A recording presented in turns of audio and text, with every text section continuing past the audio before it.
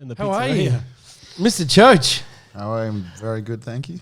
It's lovely to be here. Thank you so much for being. This is our number 2 podcast, our first podcast with all of our fucking cool equipment where we can do gear. shit like this. It's fucking lame, isn't it? Thanks for being here, man. How you doing? Thank you so much. I'm very good, thank you. How are we? Yeah, good. We're just recovered from a gym session Monday morning. Yeah, I was just going to say. Drop that in.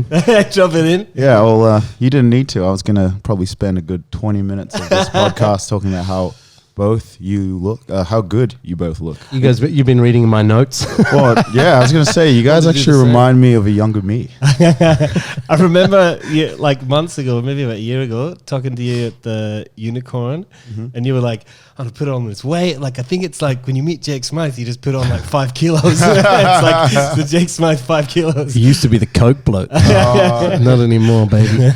Not anymore. Not for this end. So, listen, while talking about fucking Coke bloke, you've kicked all that shit to the curb, Mr. Sober, huh? Yeah. How's that feeling? 9 months, is it?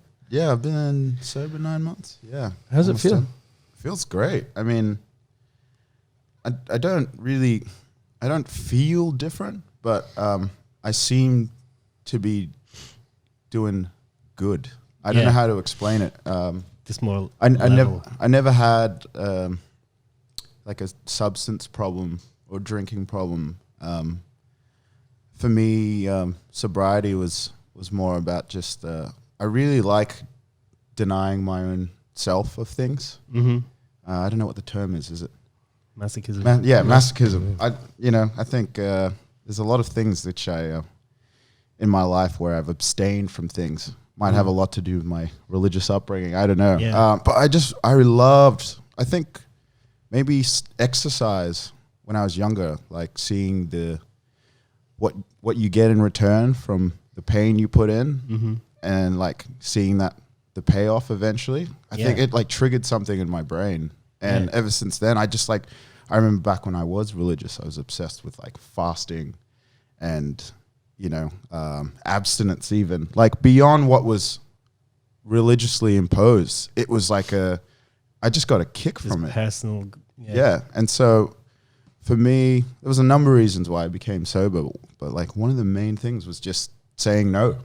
And for some reason, so many people feel like they don't have the power to say no. And I just wanted to be like, I feel like I can say no. Yeah. And, I still go to kick-ons. I still will be the last person standing. You see me rat-assed and Yeah. didn't go home because you hated me, which was a surprise. I still go out, but, I just say no. And it feels really good. Like, I don't know what it is about it. It feels nice to be in control, I guess. Do you feel you get to like know yourself better because being in those, because Jake and I probably both think about staying off the piss for prolonged periods of time and find it hard, or, there's always something coming up. You're like, I would have to drink. Like, but do you think you get to know yourself better because when you're rarely in those situations without influence of drugs or alcohol, whatever, and it's like then it probably takes a few times, but finding your footing and dealing with people and having the social anxiety when you often turn to booze and just dealing with it, and then it becomes normal, and you find out more about yourself, how you deal in those what you perceived before as awkward situations that are actually just regular everyday situations. Like, do you find that you've just got to know yourself a little bit more? Or, I mean, you've delved in and out of sobriety, though, have you not, in the past? Or Yeah. I mean, I didn't really properly start drinking until, that was another thing, like going through high school. I went, like, my last 3 years of high school, I went to, like, an all-boys boarding school, and, the whole macho drinking culture, and I thought it was lame, and I wanted to not drink until I was closer to 19, just to be like, I can say no. Yeah. And then I didn't properly start drinking until I was like 20, 21. I didn't get drunk for the first time until I was that age. I was pretty close along to that. I think the Christian upbringing helps a fucking great deal with keeping people on the straight and narrow. But then I was very similar. Like, oh, fuck that. It looks too, like, I'm better than this. I don't need all this shit to have fun. And then I had my first fucking, like, beer, like 2 beers in a row. I was like, fuck. Sold. I'm really, no one told me about this bit. Yeah. Like it was just sort of, it was so fucking like, it was Heaps so funnier. abstract. Yeah, I was heaps funnier. I'm still heaps funnier. But it was such an abstract thought being drunk. And then I was like, whoa. And then you don't really get the consequences of that for several years unless you've got a really unfortunate physical reaction and it triggers some sort of like dependency. Like normally that dependency takes a fucking few years to get in, and so those really nasty consequences start building over time. But it's such a buzz at the start, but then it does. I think it's interesting to see people who don't have substance issues, who are not physically dependent on these things to survive or get through their day, make decisions that are so drastic, that are so like black and white. And I was talking to Kenny this morning at the gym. Fuck, how many times have we did this today? Let's give you the game. Fucking heaps. Went to the gym 18 times. Yeah. Went to the gym once, mentioned it 24 times. It's like going 24 times. I said to him today, I was like, I just started this new fucking weird diet. I was like, you know me, Kenny, I'm an all or nothing guy. And it's not like, I'm fucking one or the other, I'm a big tough kind of all or nothing. It's like, it's literally, I cannot not eat that fucking chocolate bar unless I've made a definitive decision that chocolate is off the fucking menu for the rest of the month. Like, I just cannot do both. I can't exist in one world or the other. I think that for me, the freedom is in the limitation. Like when you deprive yourself of so much, you allow so much more in. Yeah, it's like your world gets bigger, not smaller. The narrower the focus here. I don't know if that resonates with you at all, but that's my experience of it. 100%. It's like when that whole idea of sitting with 1 billion things on Netflix and you skip around and you watch it, you don't take anything in. But when you go to that, like your friend's log cabin for the weekend, they've got 3 VHS videos and you watch one of them and you love the fuck out of it. Like you really take that movie in. Are you friends with Bon Iver or something? Actually, do you have his number? Used to be before he got lame. I listened to that new album literally yesterday. It's pretty good. It's really good, it's man. really great. I really dig that. The third one fucking did my head in. I could not get, it was impenetrable. But the fourth one's like that, it's kind of like find his voice. Yeah, it's like 2 and 3, but good.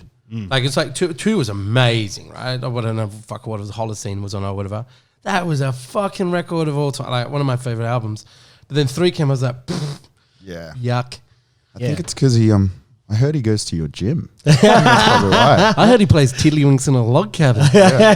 Watches babysitter. He doesn't even watch the video. He deprives himself of watching Ghostbusters again. But maybe this is what fucking happens when people just get so laser focused in life. They actually can manage to achieve these amazing things, because what he was trying to do, it's obvious what he was trying to do on album 4. Well, you can see what he was trying to do on album 3 because of album 4. Yeah, totally. And it took an entire record of this guy who's already like dominated the world, like all the confidence in the world, but I knew he had something else to give, something else he wanted to get out.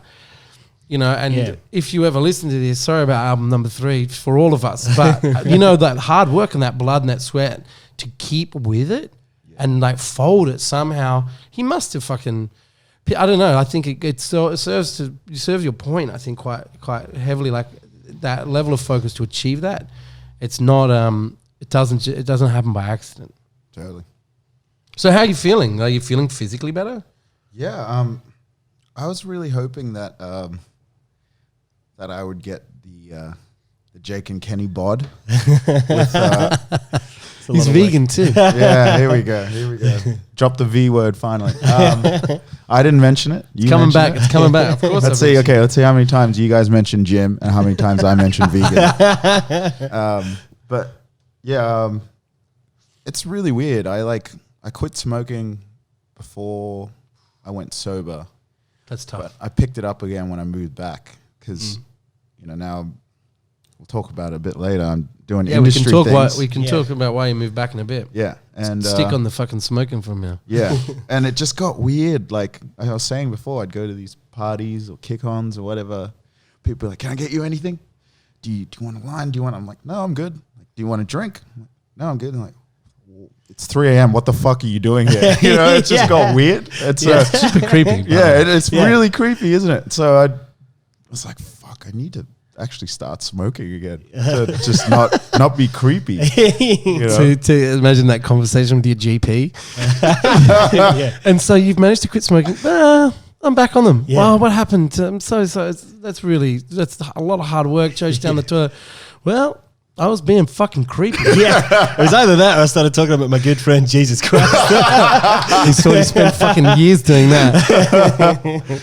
Yeah, real talk. So the last band I was in, Gang East, my best friend Dave, we were in Bible college together. So heavy. And get this, there was an elective, so a subject that we did for a semester called personal evangelism, where we were critiqued on our ability to evangelize. So the semester, what do you call it? The assignment. The assignment we got given was that we had to evangelize to someone in public.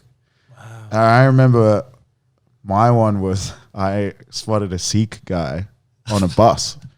So I just sat next to him and talked to him about Jesus.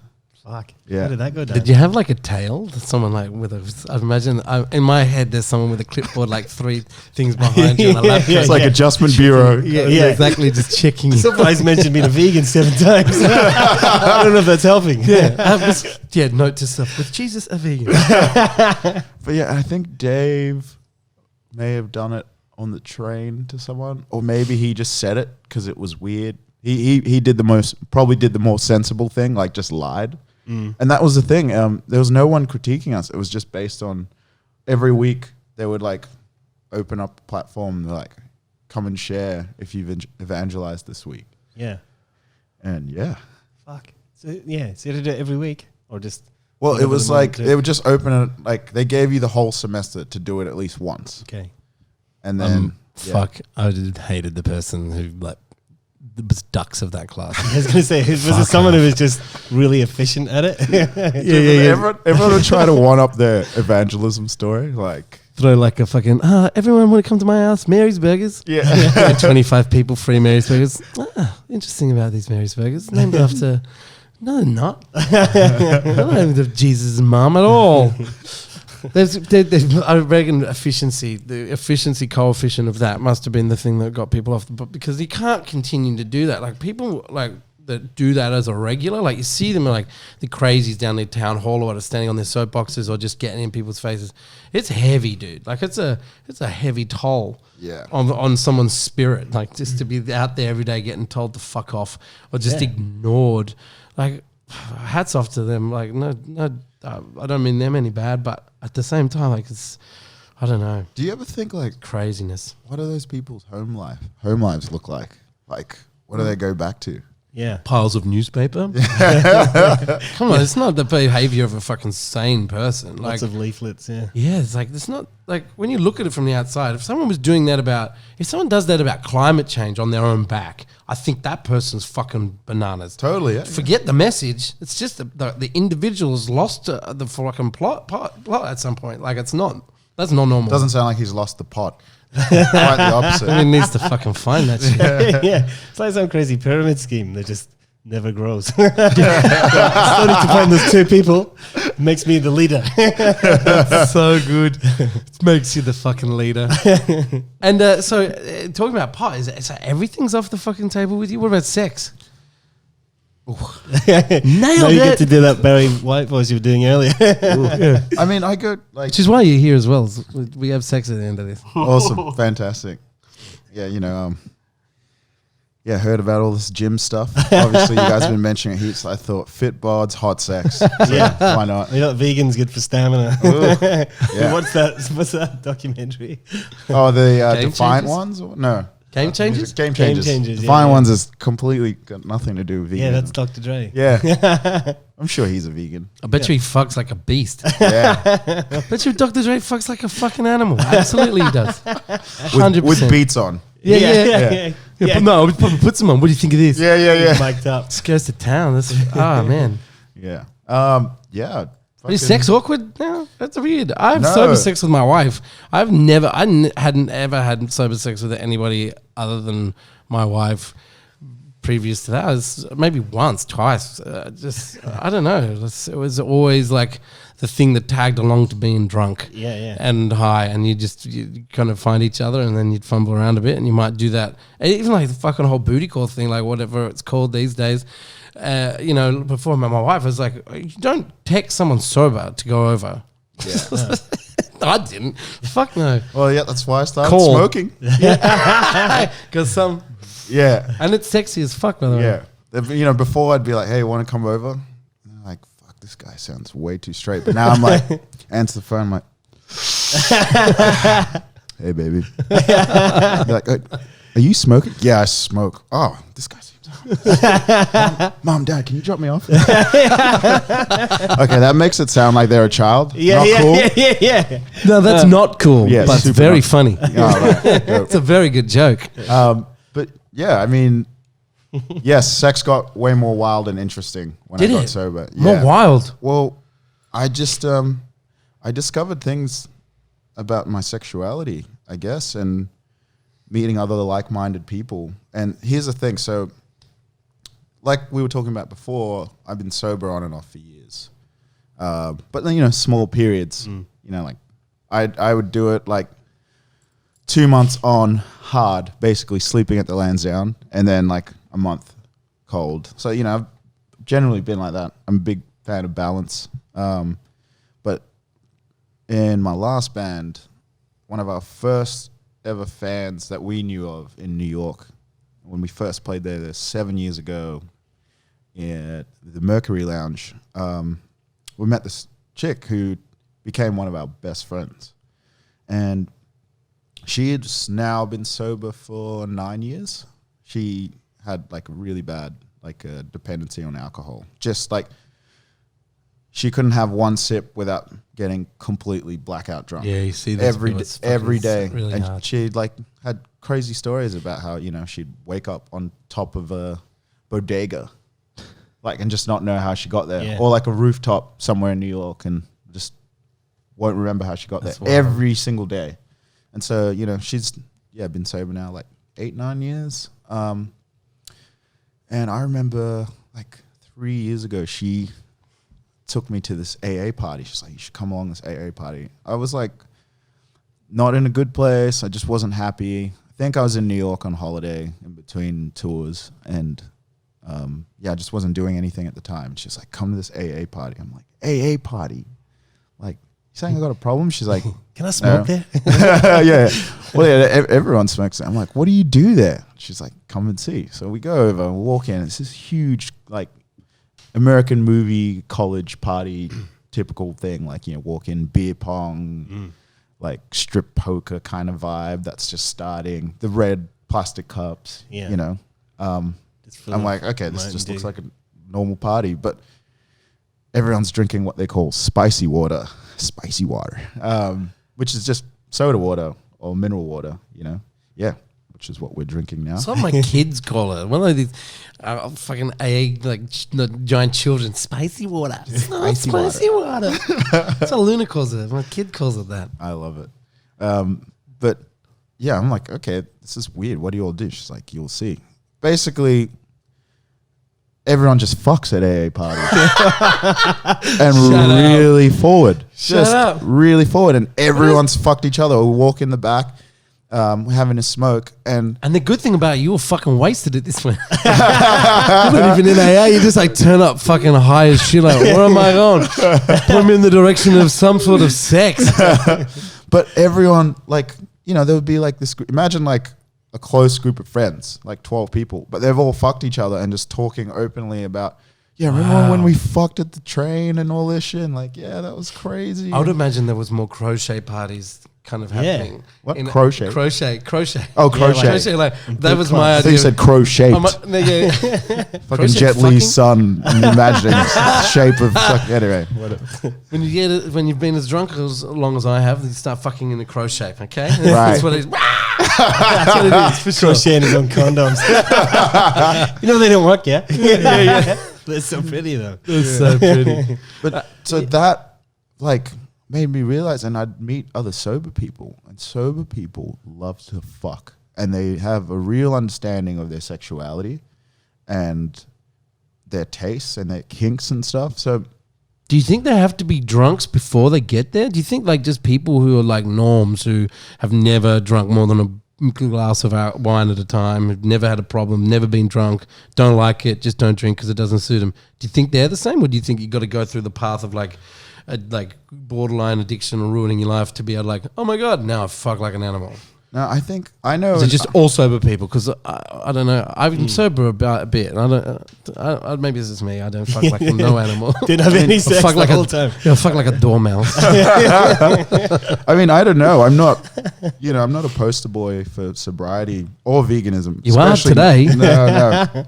So I don't know. I'm not coming at you with stats or figures. I feel like in my experience, I think it's half. It's both. I have two friends who've never drunk in their lives, and one fucks like anything, and the other one is married and tame. And yeah, I'd feel more so that like what you were saying earlier, the first part, which I think you do kind of have to go on the journey, because I just kind of think about it where it's like you've had something so present in your life the whole time. It's like this microphone in front of us, but then just having these blockers, and not like, imagine if we were blind and not understanding how. So for anyone listening, we've got headphones on and we're talking into this mic, and this mic's feeding back through the headphones. I think of it like having your eyes closed and not understanding how the sound is getting to our ears through this mic. And a lot of times, and it might not just be substance, it might be like work, whatever it is that we in life can just obsess over, or just like kind of set all our focus on. And we tend to just not be aware or conscious of the things just present. And I feel like in this instance, these mics represent our sexuality, where there's things about us that we don't even realize that we're into and how we're inclined. Like, so before you'd get fucked up, and like what you're saying, you end up hooking up or whatever. And like, I'd go to like a lot of gay friends after parties and stuff. And like, because all my gay friends would just love to kick on more than anyone else. They always had all the stuff. And I love it. It's great. Yeah. And usually what would happen, it would fucking kind of turn into an orgy at like 5 or 7. So like in the morning. And like odd numbers only. Yeah. 6 o'clock's real time. Yeah. Should have said 6 or 9. But we like those numbers around here. Yeah. And it would just like, whatever would happen. So like, I always thought, I was like, okay, maybe I'm bi or something. And then when I became sober and tried to like revisit things with like guys and other, people who didn't identify as women, I found it like not as natural. And I just thought, okay, maybe that was just a byproduct of just being under the influence. Because, all barriers are down, all your inhibitions and everything are gone when you're lit. But yeah, I've kind of started to discover what I'm actually into sober, and meeting other people who are just open, like other sober people. And I also hook up with like non-sober people who just are really great at compartmentalizing the getting fucked up part of their life and delving deep within themselves. But I don't want to put a label or anything on where I'm at, but it's being sober has definitely helped me with my sexuality, I feel. And that focus we're just talking about, like when you're real drunk, there's a very quick end game to what you're trying to achieve. Yeah. Like it's just, I want to come, and just have the best time doing that, and then I'm gonna fucking fall asleep or whatever.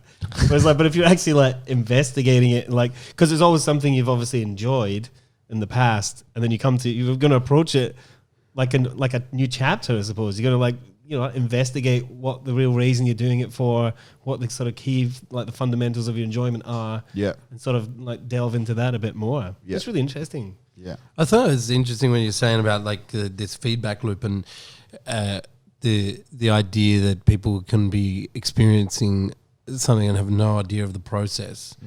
And the one thing that I've been doing quite a lot recently, I've got quite deep into meditation, and one of the things that is the most powerful thing that's changed in me is the ability to drop into the present moment.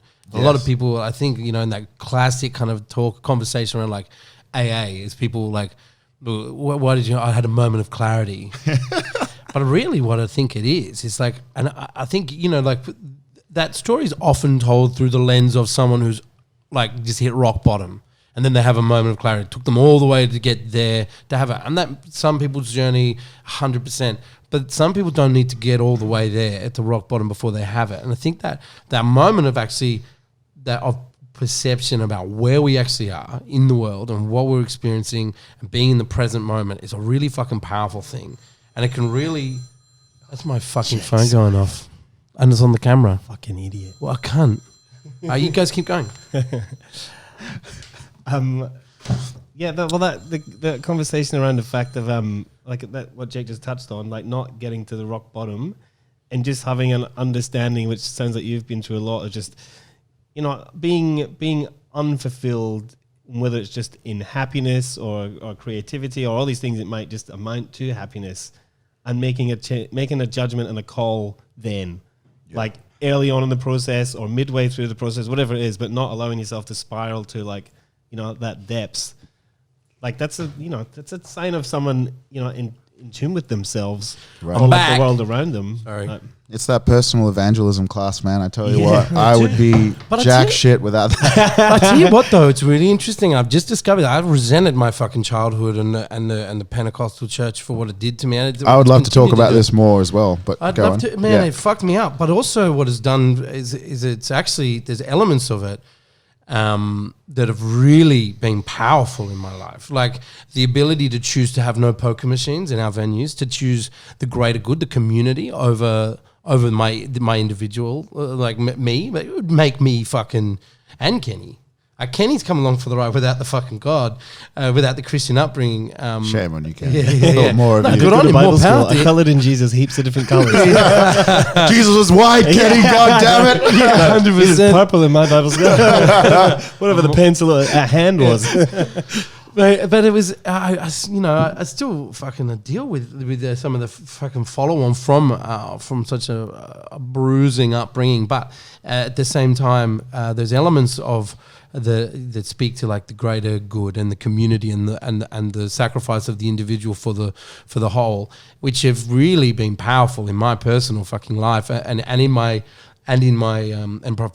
personal life and in my professional life. They completely define what I do, like what we do. And it's been, I was thinking about that recently. It's like, I was talking, another thing I started doing, I started seeing a therapist last year, the year before. And thank fuck. I know, but fuck, man, I tell you, we both have it. It's fucking done, it does a world of good.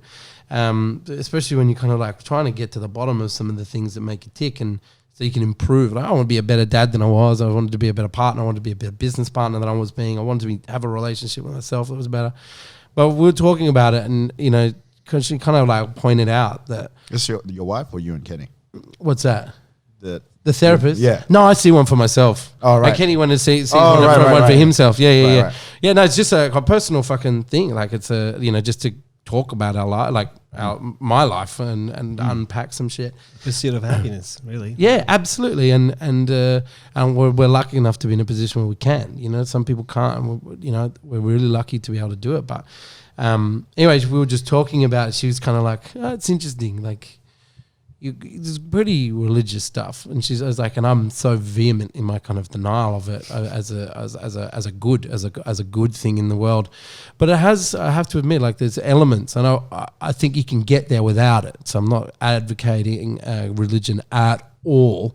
I think you can get to this place without religion, which is a really important thing to note. But the role it played in my life, it got me somewhere that's not bad, and it's an interesting thing because it has the power to either hold you forever or fuck you up forever. Totally. And people finding a resolution to it somehow. That's really amazing, man. I'm really glad to hear that that's kind of where you're at, because I always noticed that about you, and I find this with a lot of my friends who've left church, and it's like it still has such a hold on them. They think they've left and they're free, but their offense and the way they allow it to consume them and trigger them whenever anything of their religious upbringing is brought up, it's like, you've actually never left. You're still bound by the power of this. Are you saying that like they get so defensive, they get so angry at the fact that it had such a place? Yeah, and they think they don't want to talk about it. I was like that for a long time. Yeah, man. you were, man. And like they would project this like absolute distaste towards it just to prove to, you know, their secular friends or people around them, they're like, I may have been in it, but I'm so against it now, because they're ashamed of how much they allowed themselves, you know, to be open and manipulated or affected by it, you know, to have actually enjoyed it. And I just think, like, man, for me, it's just, you can't undo that. And so much, all my friends who had an evangelical upbringing, they're fucking talented, charismatic people. Like, I'm sorry, this is like all of them. They are, if you look at my friend group, like, and we did this little fucking, what do you call them? Little family tree thing.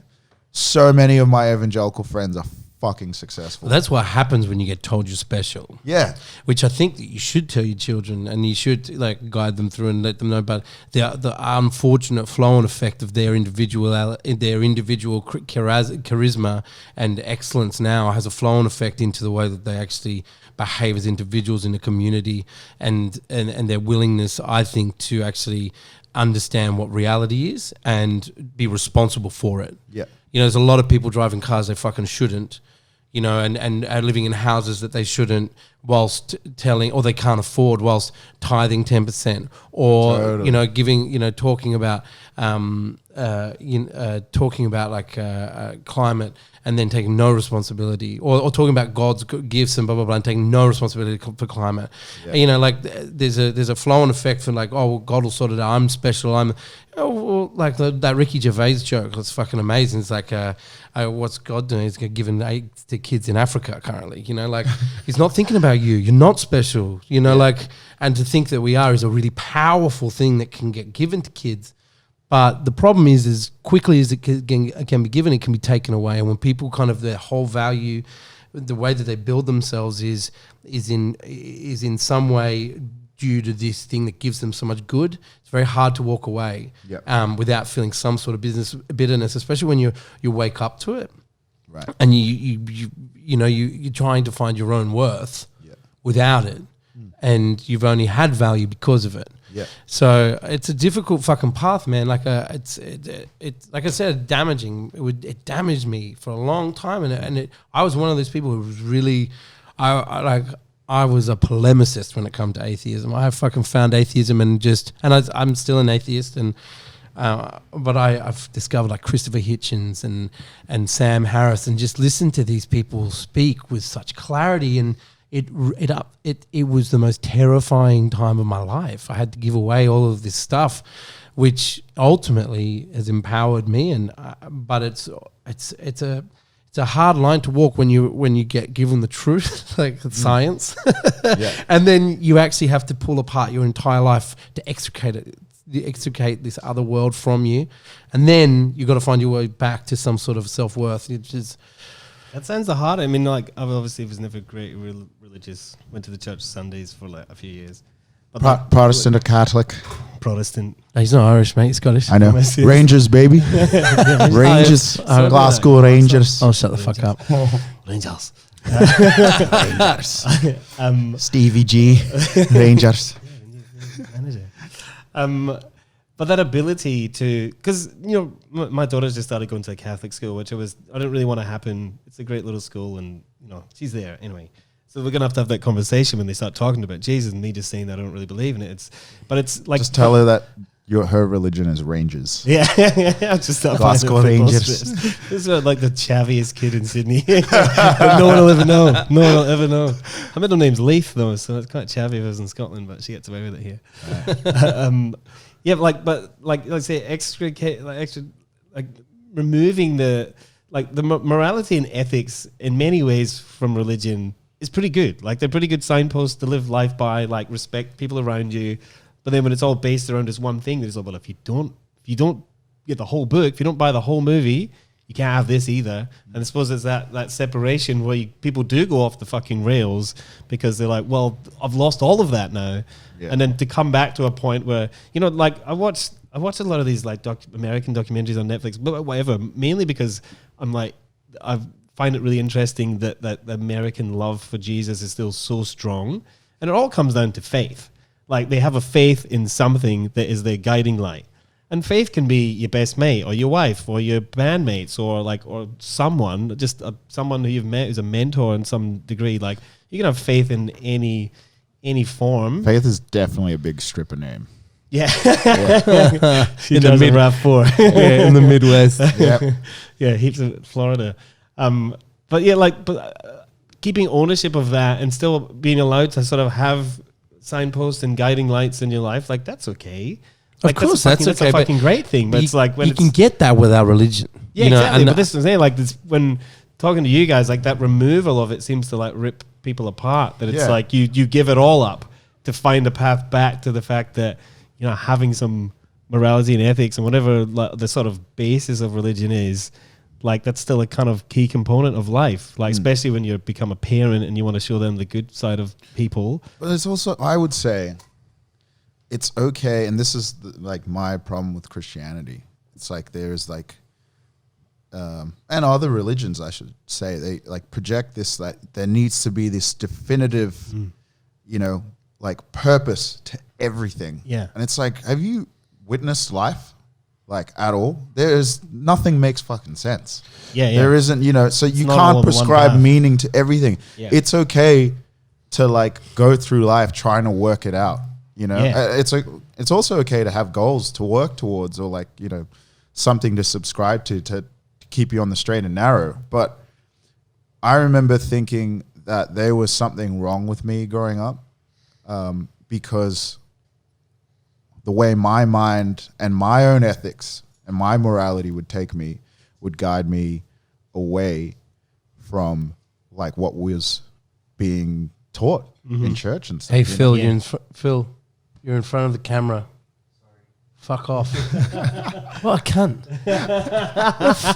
Put your head on screen so we can see what you look like. Wanted this man. Yeah. But, I remember thinking there was something wrong with me. And because of that, and I have friends, who have suffered with like different mental illnesses, ADHD and like pure OCD and stuff. And that side of religion was terrible. It actually perpetuated like their mental health getting worse. Yeah, because of this method of thinking. And especially when things come in and it's like, oh no, the power of prayer is the solution here. Yeah. When someone needs medication or they need conversation, need a therapist, they need like some sort. They need healing to change services. Their diet. How many healing services did you go? Dude, like the most bananas things. But this is the other powerful thing that I was talking to someone the other day about this. Is I know what it is to have felt those being slain in the spirit. Yeah, things. same. Yeah, and it's the reality is what that is an ability for you to let go of yourself and of your inhibitions in the moment and give over 100% faith and trust in something. Can I ask you something on that note? Have you had those feelings again? Yes, absolutely. So I had them when I looked at my daughter for the first time. Yeah, I've had them when we open venues. I've had them when I've been like giving a speech. Like, of course, and this is the point. Like, you as an individual, like I had that experience. That's my experience. That happened. That was powerful for me. I created that because of my ability to give over and be vulnerable. That was me that did that. It wasn't anything extraneous. It wasn't fucking God touching me. It was me having this ability to actually be vulnerable in a moment. And that is powerful. And I believe in that 100%. That I know exactly what happened. But at the time, because I wasn't good enough, it had to be done from some other source. That's the fucking danger. That's such a dangerous fucking path to tell somebody like, oh, you're not good enough. God's the only one who can give this to you. Fuck that. You've got that. Every one of you, every person has that inside of them. It reinforces, or it enforces this whole idea that we are insufficient, that we are nothing without this thing that is not tangible, but we make up, these things about like, oh, that feeling and stuff. That's God. That's, we attach things in which, like what you're saying, it's a very personal, individual experience. And like everything about you and what you experience as a person, your own thoughts and feeling are just dismissed as God speaking to you. So the personalization of like you as a human, it's dehumanizing. And it is. one thing look, this is just my personal view, and I say all this as someone whose whole family are very involved in church. My sister's a pastor, and I have a great relationship with them, and church and whatever. It's not for me. I don't believe in God. I don't think any of that stuff is real, and I didn't for a while, even whilst I was in it. My experience with leaving church was very different to yours. I literally just was like, it was something in me that everyone was telling me that, like, what the Holy Spirit was and God's voice, how that was articulated to me, felt like it was leading me away constantly. Like my reason and my logic was like, okay, everything you're telling me is actually telling me all this is bullshit. Yeah. So I'm going to, and there's this guy, Peter Rollins. He's like this post-Christian writer, and former theologian, I think, and philosopher. And he talks about how, like, when you uphold the standards of Christianity against Christianity, even Christianity fails itself. Like it can't hold itself to its own standards.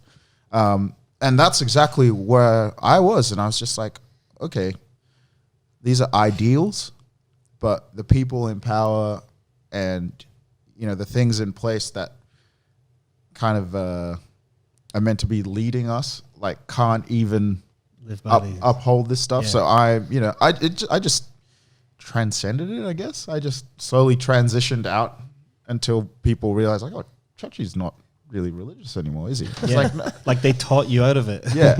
What kid's that about? Just offer me a line of cocaine. Like 3 times in a row. I thought, what were you saying before? Because I wanted just the point you made whilst you were talking about. Oh, right. So I talk to my sister. Idea. I talk a lot. I talk to my sister a lot. I love my sister. I go to watch her preach when I can. I have friends still in church. I go hang out with them. I talk to them. I will go and sit in church to make my parents happy sometimes, but not because, I want to make them, I'm like being fake and showing them like, oh, I'm just, my boy's coming back to church kind of thing. It's just like, you're nothing about in their that lives. Yeah. And this is what they dedicate their lives to. Nothing about it appeals to me at all. I don't believe in anything. I will go and watch Brian Houston preach, and I don't. That'd be hard for me. Yeah, right. Well, the thing is, none of it offends me, and they're all just crazy people. And I go and talk to some of these, big evangelical people of influence, and they'll, sometimes they'll throw the Christianese jargon. I'll just like very politely, cool, I don't believe in that. But it's really nice to see you, and I can still have a relationship with these people. I think it's important that you have to be able to, like, I mean, your decision to leave a church ultimately, does not mean that you have an excuse to be a fucking cunt to people or to devalue their belief systems or not hold what they believe in any level of disrespect. It's like it hasn't worked for you. It doesn't work for you. You don't think that it makes sense. It's okay. They're crazy people, but they're literally people are literally thinking that exact same thing about when they're listening to this podcast. If they have a fucking strong faith in any sort of religion, and I think the important thing is like it is about respect. And it, like, of course, it's an entirely natural thing that you go and see your sister preach because she's your fucking sister. Yeah. And the same way she comes and sees you play. Exactly. Like, of course, you want to be interested, but I think for a lot of people who do leave the church, that conversation, like for me, like you saw my reaction, go, you know, when you brought Brian Houston down, me go, that would be tough for me. Why? I mean, I have no fucking drawback to that. No, I don't have family there. But if I did, you know what? I would go. I would support, especially if they were speaking, if they were sharing. And you know, I think that the reality is that a lot of the people who are preachers and pastors, they're sharing from their heart. And they're sharing from a place that is as best guided as they can. Like you know, there's a whole argument which I don't think we want to get into today about the deeper evils of the wealth ministry, et cetera, you know, and the way that they fucking take money out of people who cannot afford its mouths and kids that can't fucking eat probably because of, you know, needing to fucking tithe. But, you know, outside of that shit, like people mean the best. They're speaking from their heart. Yep. They're trying to communicate something that they think is going to change someone's life. So, you know, you can't devalue that. That's a powerful thing, and I just wish that there was a little bit more investigation into the fact that they didn't have to give all of that over to God. It's not God who's going to change that person's life. It's actually just that relationship that this pastor has with a human being. It's a communication. It's a connection that person's committed to. They're committed to making someone's life better. I think that's powerful. You don't need to give that to God. You can just have that. That can just be your gift in life. You can literally just go through life like making people's lives that little bit less sucky. Because it's fucking savage out there. Life's tough. The aspect of religion, it's like that all roads lead to God. So whatever it is you're doing, whatever aspect, it's like, well, why are you doing it? It's all got to come back for this singular purpose. When if you don't have that level of faith in religion, like you can travel multiple paths like that parallel alongside each other with different groups of people with different pleasures. Like maybe yourself is split. Like you've got family life, you got professional life, you got creativity, like whatever, like these different sort of paths that you travel. And they never have to meet. Like they never have to meet. They never have to like please the other one. Yeah. Like one side of you could be really disappointed in that side of you. That's kind of okay. Like it's all right to sort of deal with these demons like in their own self and separate it all. But the idea of like what you said, it's like it's that all or nothing. Like everything comes back. Like you've done these bad things, but it was a lesson from God, you know? Like, that fucking wasn't. I was really into it.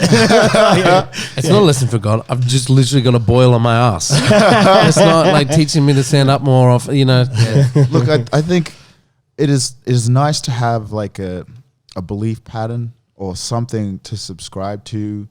And it's really great for navigating through noise. If you're someone who has lived a life or who has a lifestyle where there is a lot of noise and you just need something that kind of gets you on whatever path it is. Like a belief system is really important, but most people on earth are fucking mindless. The reason why things like McDonald's and Apple is so successful is because the majority of the earth's population are just in cruise control and they subscribe to things and you tell me what to think and believe, you tell me what to buy, you tell me what to eat, and I'll just fucking go and work, you know, I'll go and consume and I'll go and sleep at home, you know, and that's the dangerous side when people are just like, you know, when these entities grow so big, they become hard to police.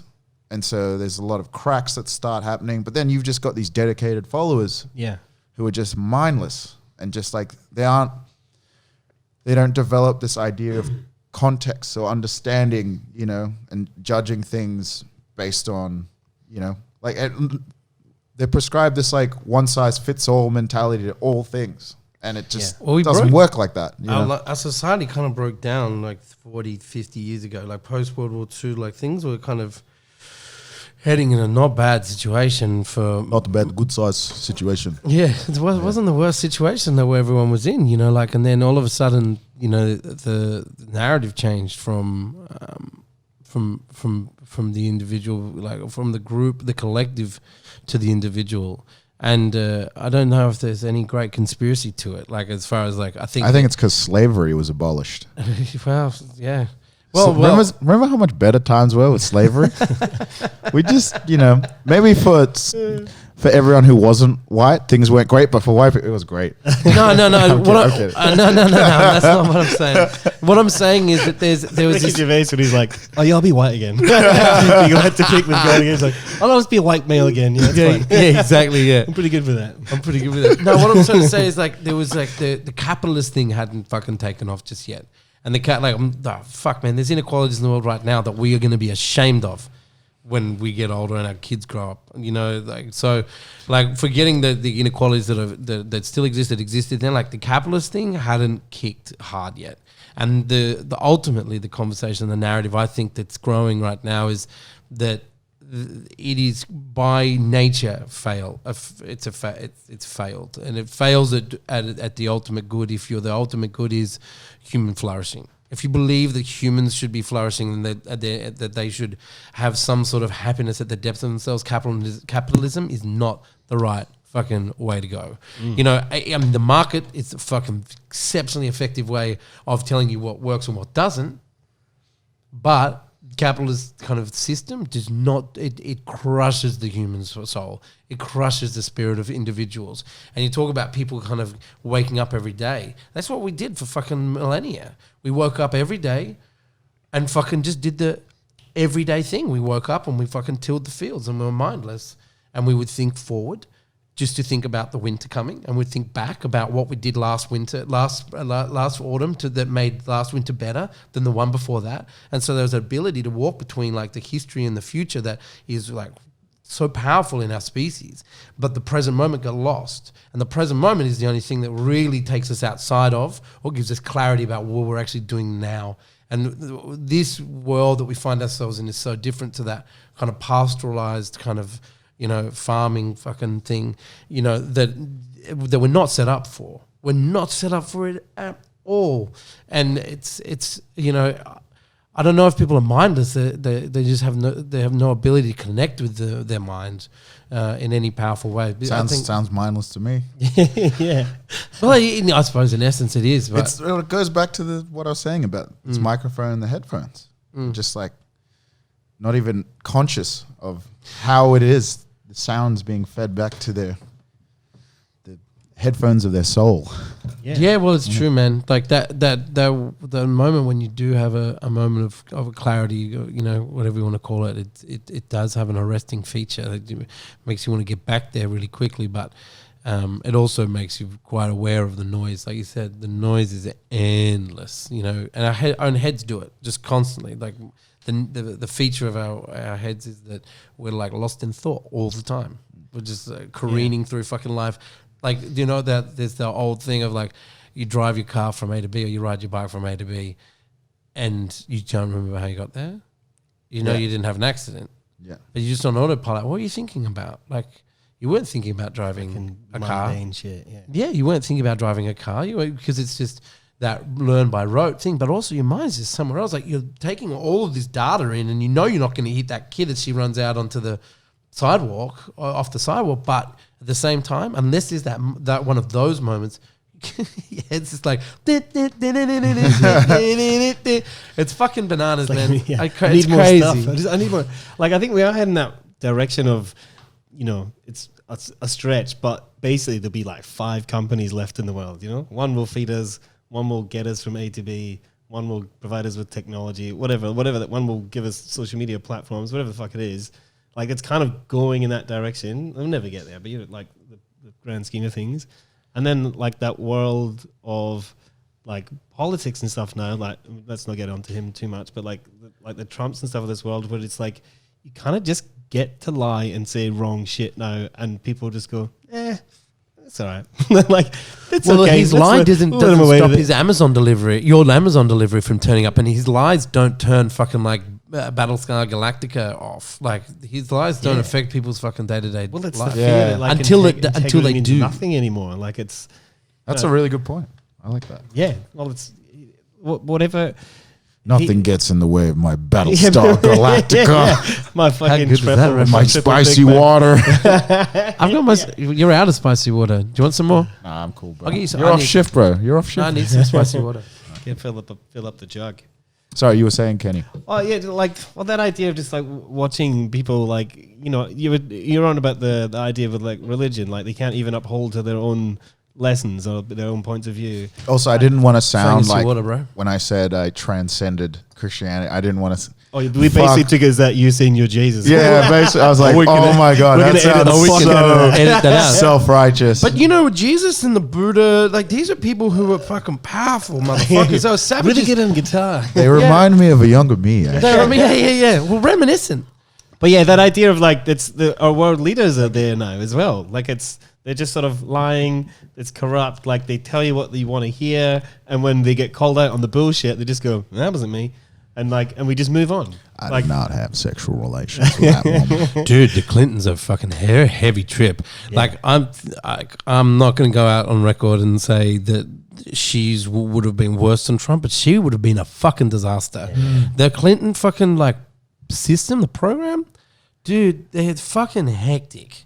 There's like there's a lot of people that's like, I know he totally killed a guy.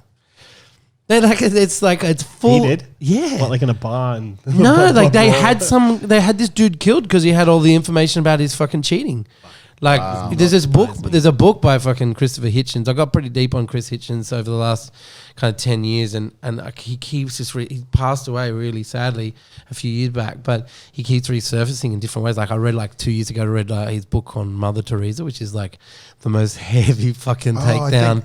Dave was telling me about God. it. She apparently was a piece of shit. Dude, she was a fucking asshole. She's a horrible woman who subjected thousands and thousands of people to abject poverty in the name of God and her own ego. About she like I don't know any of the details. It's been 2 years, 3 years since I read that book, but go look it up. It's called The Missionary Position. It's just a fucking that's such a Chris Hitchens title, like fucking so good. Like, yeah, but this just fucking rips her apart, and you know it's you kind of go, is this real? And he did the same on the Clintons, and I'm like, that whole fucking system, like. Maybe it wouldn't be quite so in your face, but there's an argument for it being more subversive and more long-term danger. Like he might be more of a wake-up call, whereas they're like the hooks are fucking in. Mm-hmm. Like the hooks are in and this is it. So who's let's say, man, maybe history shows us that fucking Donald Trump like wasn't the worst thing. Like he's the worst guy. For sure, worst individual but ever. But he's made it transparent of what the fuck goes on. Well, that's the thing. More transparent than that's what I was going to say. It's like, it's almost like refreshing to know the depths of how much someone is a piece of shit, rather than like us speculating and talking about this guy who's died now, writing this book. You know what I mean? At least we know right now everything, and he lets us know. Yeah. He tweets about it. Yeah, he tweets about it. Yeah, talk about transparent government. Yeah. No, that I think really is a big part of his appeal. You lied about this. Yeah. No, I didn't lie. Americans, did I? Stretch the truth. Yeah, Americans just like are sick of being lied to. And here's a guy's like, let's be honest. But we're all pieces of shit. But he does lie. That's the thing. Like he hides behind this thing that I will tell you the truth, but he's a bigger piece of shit and a bigger liar and narcissist than any of them. You're like, well, yeah, that's a good point. If he's telling the truth about what he's telling the truth about, what is he holding? Yeah, he's still got all that. Oh, well, he's the talking about movies the are going to be fact he amazing. pissed on people in Russia. Yeah. And probably everywhere else. In time on 20 camera years' time, in Russia. the movies around what he got up to and all the money he's made in the background, all the rest of it will be fairly great. Man, if those piss tapes came out, there's no way he gets fucking... He wins the next election in a landslide. Dude. He wins it in a landslide, I promise you. R. Kelly as his personal advisor. That'd be great. Fuck, R. Kelly's a piece of shit, huh? Yeah, fuck. I tell you, the whole... like, what year did that fucking song Cosby Sweater come out by Hilltop Hoods? Does anyone know? Can someone look that up or some shit? Like, my phone's recording. I feel like it's in my... It's in the last we listened to it at the gym this morning. I was just like... What? The gym. Yeah. Fourth, just natural drop in. Did you see how he did that? 2014. 2014. Yeah. Okay, What's so that's that song before. That about? was way before it came out. Like, okay, so they get a long way with that. I was just like, fuck. Like Cosby references to me are just like, what? Yeah. I listened to this amazing dude, Norm Macdonald. He did this little joke. He's like, one of my friends told me that the biggest problem that with Bill Crosby with the hypocrisy. It's like, I don't think it was hypocrisy. I think it was the raping people. Yeah. It was the drugging of the people. Yeah. And it's like, I think the fuck, drugging it's of so people good. comes before the raping. Of No, but on the scale of things, like you can drug right. someone, it's not as bad as raping them. But the drugging and the rape, like it's raping, and then it's the drugging, and then it's the then it's the scheming, Scheming to get out of it. scheming to get it to happen. But it's like I look at that whole world, and it like the world's changed so much. But honestly, Donald Trump's kind of fucking just gone. He's just skirted everything, which is crazy. Like, Yeah, it's like that. But what's the? I've not even read it, but I've been told about it, and it's always used that reference of the black swan. That everything. It's an economics book, but so everything you think that would never happen will always happen. And he's like the black swan of politics. So you never thought you'd have an American president who's basically been. It's very obvious he's been a misogynist, like a fucking like sexual assaulter, all these things, a racist, all these things. It's very a heavily terrible proven. businessman. Yeah. I think it was publicized. He had the biggest bankruptcy in American history.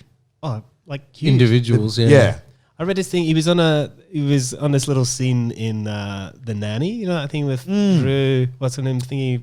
Mr. Sheffield. Yeah, Fran Drescher. Fran Yeah. Drescher. She's coming out. She's like a fucking hero again. Well, that by must the be way. about because No it way. was just recently because she was like, he was in an episode of The Nanny once, and he wanted to edit the wording or the text because he said something to her and she goes, "Oh, you millionaires are all the same," and they wanted him to change it to say, "You billionaires are all the same," and she was like, "That just sounds ridiculous." She's like, so they compromised on her just saying zillionaires, and he's like, "Yeah, I'm okay with that." I'm like, but that's what he is. He's a Zillionaires. yeah, he's just like he's a marketing genius. Like he's manages to sell himself to fucking anyone. Like Which like is remarkable because he's like a 6'4" fucking Is he 6'4"? doofus. doofer. He looks like someone who couldn't Yes, change his honestly, own how fucking high is he? underpants. Yeah, he's I'm tall. 6'4", man. I can't share anything He with might that be guy. even taller. Well, it might be one of the I rare heard he's a things. you vegan. share. Oh man. He's a 6'4" vegan. So talking about kind of people who like get our goat. What else is getting our goat? Fucking Deliveroo drivers yesterday would fucking go out in the fuck, rain. that's right. 6'3". He's just shorter than me. mate. Yeah. Are you 6'4"? Yeah, I'm 6'4". Is that real? I'm Did a 6'4". doctor test that? Yeah. Like recently? Yeah. What shoes were you wearing? You look like that 6'2" to me. Dude, I'm 6'4". Man. We can measure this. We could, Imagine tape. We could. What else is 6'4"? not me. Picture of Jesus. I stoop a lot. Bad posture. Yeah. Just gym, before.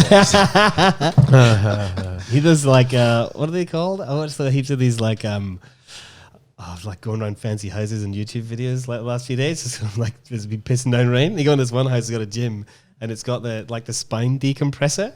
It's basically it's a thing like you just lie in it, like strap your feet in, and then just tilt back. So you just like hang upside down for a bit. It's meant to like decompress your spine. I'd imagine it makes you somewhere in the region of 2 to 3 mils taller after you've been on it for like 4 hours or I something. might get myself over the 6 foot mark. I'm like go. 5'11" and 5'11" 3/4. Mate, What a torturous fucking height that is. you could lie about that. No one's gonna second guess you just the way you did the Joji. Yeah, hang on a sec. There's another. I guarantee there's another me out there. Like, no, you're not 6. You're 6 foot, and I'm gonna get called out. Unless I'm wearing my Blunstons, I'm gonna be in the shit. Shout out to Blunston. Fucking Blunstons, 100% for the win every day. Every day. This farmer's episode was choice. brought to you by P&V and Blunstons. We need to start putting ads on here for sure for the other venues. Spicy water. Yeah, for spicy water. Come in. For all you sober kids, have a pizza and some spicy water. Spicy water. Yeah, we got some bedrooms Oh my upstairs if you're God. gonna fuck later. Boning. So, listen, we've been talking a lot, which has been fucking great, but we wouldn't be talking unless you're back in the country, man. Yeah. And let's talk about that. Let's talk about Or why if you're you here. were in London, where I was previously. Yeah, which happens less and less these days, unfortunately. But Yeah. we're here at Mary's Pizzeria and in Lansdowne, the Lansdowne Hotel, not in fucking Shoreditch in London. So, how are you here? What's the trajectory? I mean, look, actually, that's so facetious. We know exactly why you're here. You've left one of the biggest Australian bands to ever be put together. one of my favorite fucking bands ever in Australia or otherwise. The album, second record, like literally changed my fucking life. I listened to it ad nauseum for fucking 2.5 years. But you've recently left the band, and you're back here in Australia. And look, it'd be remiss of us not to ask, what led you to this point? Because that's a correct, either the stupidest fucking decision you will ever make in your life, or the most 50-50 right now. or the most courageous, most pure, most beautiful thing that I've ever seen happen. Because to leave a band at the height of their powers is something that never happened. That you never see this. So, man, what happened? Where you at? I went to the gym. I was touched by the Holy Spirit. I felt Jesus tell. No, I'm kidding. And Trump tweeted We've got a Holy Spirit. Like, we got a Holy Spirit at the gym too. His name's Harry. No, well, it was interesting because you were both touching on it before, especially you, Kenny, about going clear and people having this epiphany. Often when they hit rock bottom, you were saying, or like before they hit rock bottom. And for me, it was the opposite. I was at like the peak, It's like we moved to London. It'd been like our success looked pretty overnight here in Australia, but like we really hustled and like had to really work through a lot of things to get to where it was at. And, beginning of last year signed like rest of the world deal with like Warner in the UK. And had all, doing these nice big arena tours with like Foo Fighters and Mumford & Sons, and struck some great relationships and connections, and like the lifestyle was amazing, making fucking bank, and just started to rain money and shit, being in a really good place. Actually, everything that anybody who's ever picked up a guitar or a microphone has ever wished for. Totally. But man, I got there and I was like, okay, this is meant to be it. And like, I kind of had to look around and what it looked like for me. And I was like, this is not it for me. I was there, but not there the way I wanted it to be. I was not, it was not fulfilling. Like I got there and I felt not empty. I mean, you guys know about Gang Youths. Anyone listening, Gang Youths is, it's very like uplifting, ethereal. How would you describe it?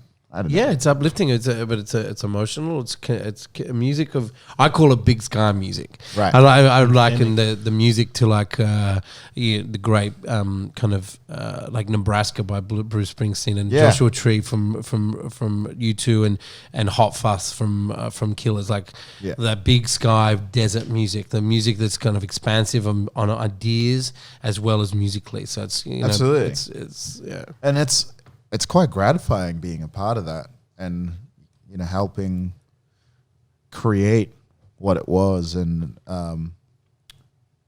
but that's why I was like, this should feel like I'm kind of here, and I'm not. And when I started to realize that, I was like, man, I really need to see what it is I want, what it is I like. So, becoming sober was a big part of that. I had this, partying heaps in London, and because it's cheap and easy.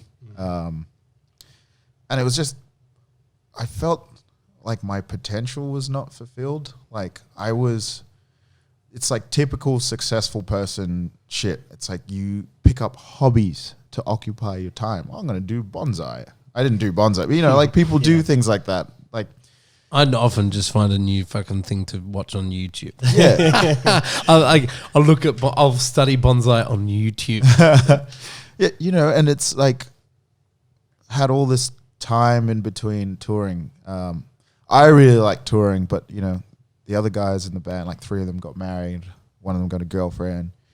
And so, they'd wanted a lot of time off to like live normal lives and, have a family kind of thing. Which is what success like you guys have achieved is like it's what you can afford to do. Like you can actually have time, and have a family. Totally, and you know, you can get to a place where you kind of don't skip a beat with your marriage when you're at that level. Like you can like plan your schedule to work around your lifestyle relatively, or, you know, fly your partner out, or in between shows, fly to, you know, like you can have that, which is fucking great. But, you know, me, I really like touring. I could do, like, give me a tour that never ends. I'd be so happy. But like that occupies like a different mindset. You're not like creative. You're more just like, I don't know how to do it, articulate it. But you're more being productive in this non-creative way. Yeah. Yes. Perpetual motion. Of It's kind of like when you're designing a menu, that's like a different headspace. And then when you're like, it's when you're in service, service, you know, and for sure, like it's busy, rush hour. You're just in that. You kind of get this. Do you get this high from when you're cooking and shit, 100%. And like the rush? And because I used to love that about working in a kitchen, and time goes by, and you know, when you cleaned up and everything's over, you feel so good. And that's what touring is like. It's the same feeling for me. But you know, I was really enjoying that. The guys didn't like to tour as much, and so we'd have all this time off, and I just like, you know, I started looking at doing my own thing, and I'd never finished a song. I tell you what, growing up with someone like David Leo Pepe, powerful, is like very inspiring.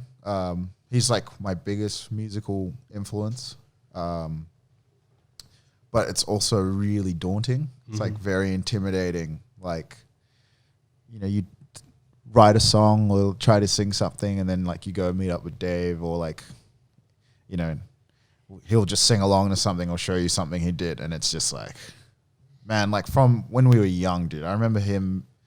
Well, we met when we were 10, but I think I first heard him sing when he was about 12, and that voice has been that good for that long. Yeah, right. Like, imagine meeting a 12-year-old who sounded like that.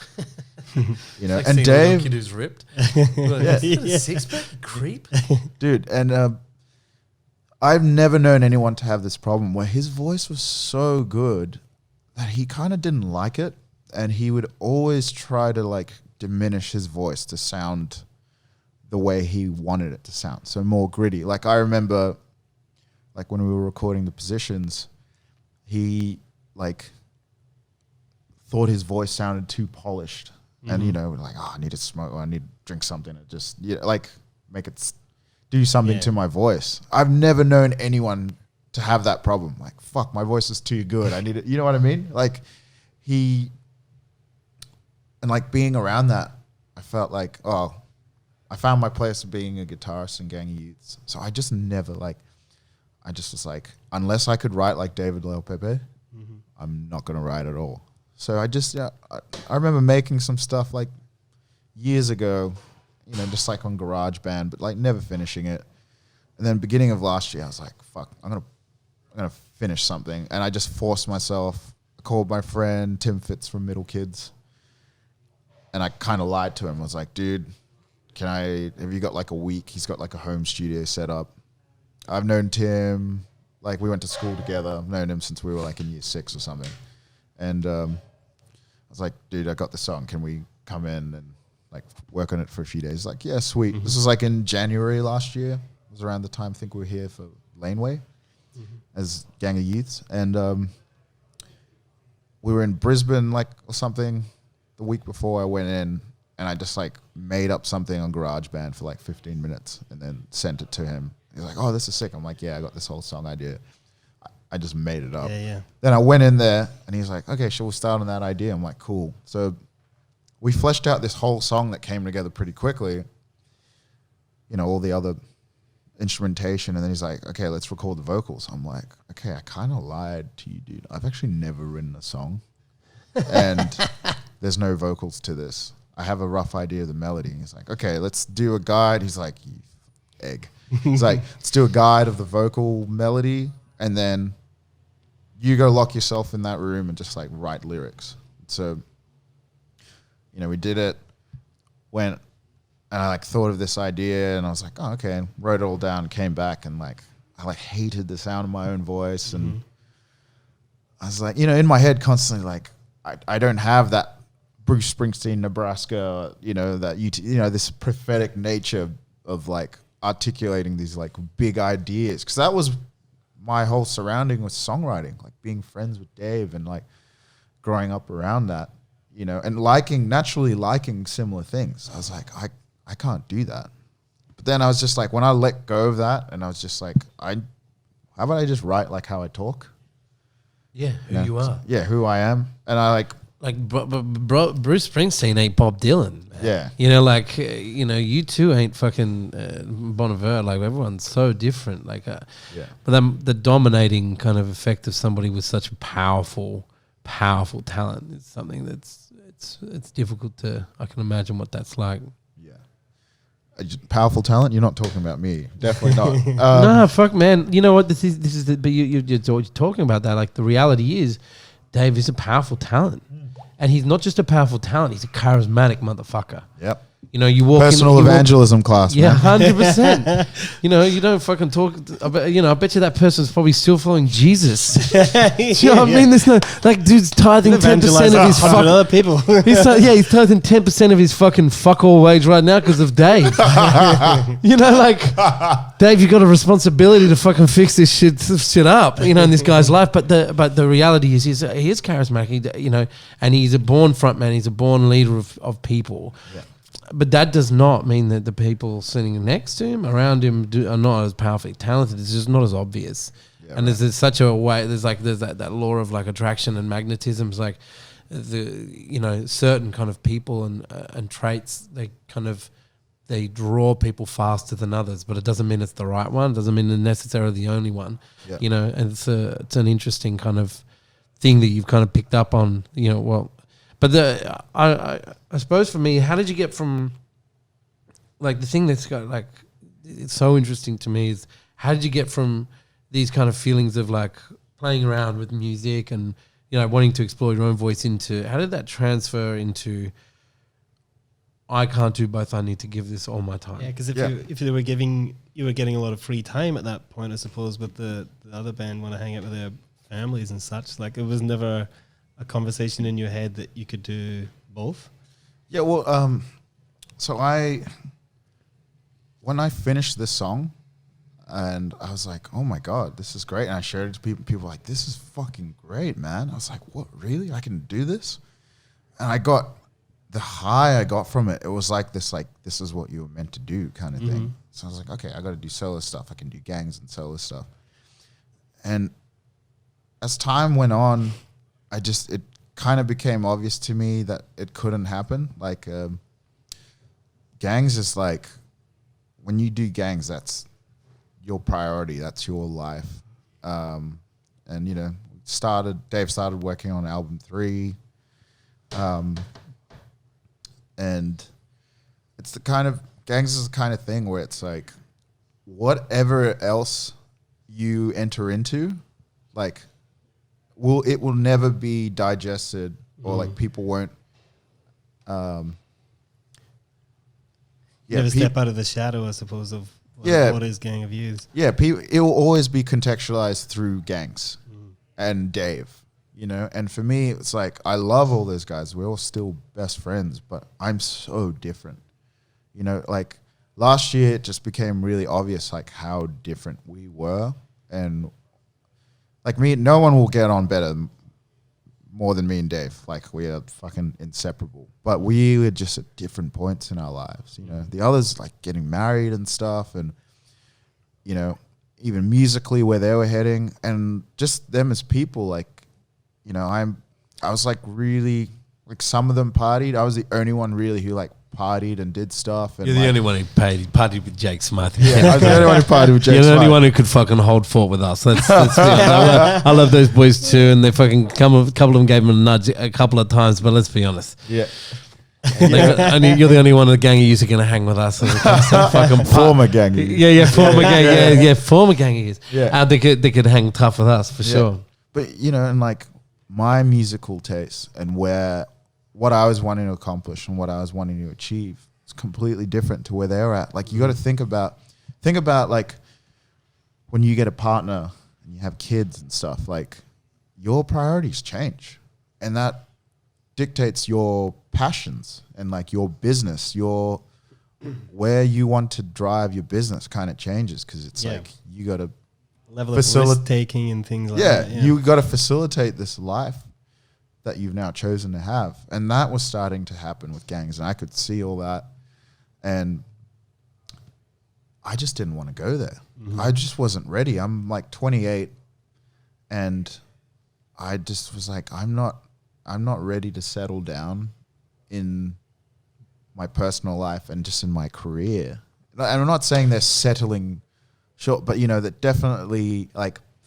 No, but there's a difference between settling creatively, and settling in for the creative like push. Like when someone commits to a band, like you said, it's like committing to a marriage. It's the same thing. Like Kenny and I literally committed to each other like a fucking marriage. Yeah, and that's what it was like with gangs. We were all married to each other, and I just constantly, every conversation that we had, you know, with where the band was heading in every department, it was just like, I was the odd one out. I just felt. Yeah. I just was like, oh, that's.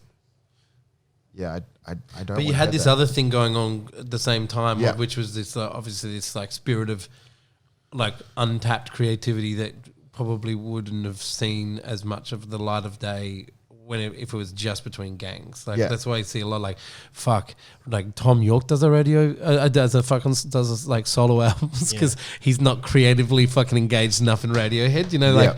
Oh, like every marriage needs an out, like in that creative department, I think. Yeah. But so you had these two things running line by line, like how, like what was the process? Sorry, hey guys.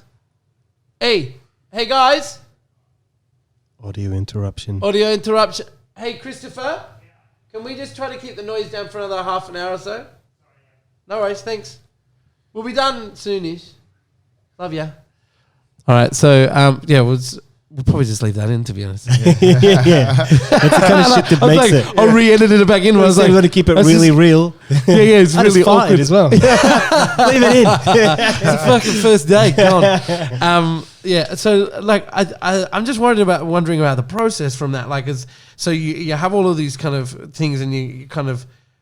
There must have been like a grieving process before. Did the grieving process happen before or after you told the guys? How did you tell them? Because that's like sitting your wife down or your partner down and going, I love you. I'm in love with you still. Well, I love you and you're everything to me and I respect everything we've created together, but I can't do this anymore. Yeah. Like, did the grieving happen for you before and it was like a Band-Aid, or did you just rip the Band-Aid and then grieve after? Like, how did that happen? Well, it was very gradual. Like, it didn't just all happen in one day. Like, you know, the change in dynamics and everything. And mind you, all this is happening whilst we're all still very, like, best friends and getting along well, you know. So it was very gradual. It felt like it was very gradual where, like, you know, it's like that Fast and Furious Vin Diesel, Paul Walker, you know, and like one goes the other way, and you know that. I thought you were going to say that you lived your life a quarter mile at a time. And I was going to kick off. No, you know, it was very gradual, and so, and for me, when it became, you know, I started having these feelings about this stuff, and so I was able to process the feelings, and I kind of like I involved the band with this, you know, when I started telling them, you know, it wasn't hidden little dirty secret. Yeah, and so I'd mentioned it on and off for like a few years. You know, there was times where I was like, but like early on when I wanted to leave, it was because of just things in life. You know, nothing to do with actually. You know, this is a great thing. Stay involved, but like, you know, I just shit would be going on. Like, had nothing to do with like the career or like, you know, the dynamics and stuff. But then. Yeah, when things changed last year, that was more like a definitive, like, oh, no, like, I'm doing great. Everyone's doing great. This is, like, just actually, like, I don't think this is going to work. And so this is the only sad thing, and this is the sad thing that I deal with and I feel like it'd be really hard for the Gangs guys to hear it, but like, I have no grief. I had no remorse. Like, I didn't feel sad about it, and that was the saddest thing. It was actually the biggest weight off. And like every day that goes by, I'm like so glad that I did it. Was it even an essence of sort of euphoria, as in like the world is your, like the freedoms available to you now? Dude, like it was the best decision I've ever made, and everything could turn to shit. I don't give a fuck, man. Like, it feels like I was like, you know, I'm following the script that the Adjustment Bureau have like prescribed to me. Like, it feels, sorry to sound Calvinistic, but like almost predestined. You know what I mean? Like, you can't choose. I talk about Calvinism. You know, I'm fucking big, but I'm wrestling with this whole thing about like free will being a complete and utter fucking illusion to us, and that we actually, if you could make another decision, you would, but you can't. You know, like the reality is, it's in your genetics, it's in your fucking way you were brought up. Like the fact that, like, this is like, the psychoanalyze you for a second, but the fact that you got brought up in a church which does talk about destiny, does talk about potential, does talk about all of these, and capability and vision and prophesying like the futures for people. That has an impact on the way that you kind of process what's happening in your life.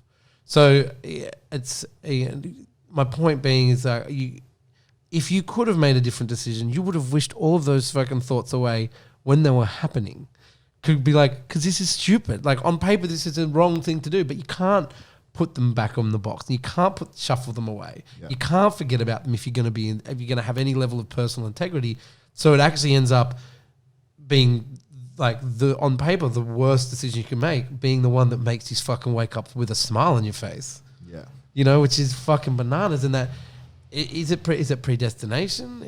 Or is it, you know, you just can't say no? Like, I don't know what it is. I don't know what to call it, but I identify with it really strongly. Right. You know, I identify with it really strongly, man. Like, it's, but I've never made a decision like yours. Like, I identify with what you're saying, and I'm like, I feel you, but I've never actually had that moment where I'm like, I have to leave that or break this, you know, like, this is going to change. So my kind of concept of it is that it's always tied to grief, and it's really interesting to me that you're like, oh no, there was none of that. Like, it was elation as opposed to, it's like a sadness, which is really, that's interesting to me. Yeah.